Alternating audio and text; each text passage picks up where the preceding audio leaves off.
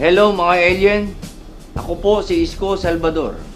Kilala nyo rin sa pangalan kong Brad Pitt, Pilipino, manunulat, IT expert. Usually nagpapatawa po ako, pero ngayon seryoso po ako. Dahil of national interest po ang pinag-uusapan natin dito.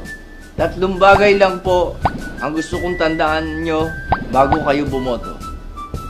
Bukod sa maligo bago bumoto. First, qualifications. Qualified po ba siya? O baka naman nagbabaka sa quali lang na makalusot?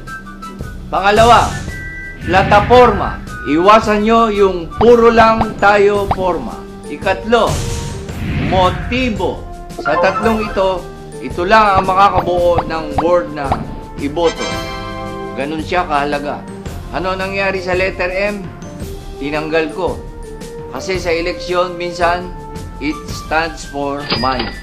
Wag na wag natin ibebenta ang boto natin. At higit sa lahat, ano ang dapat gamitin sa pagboto?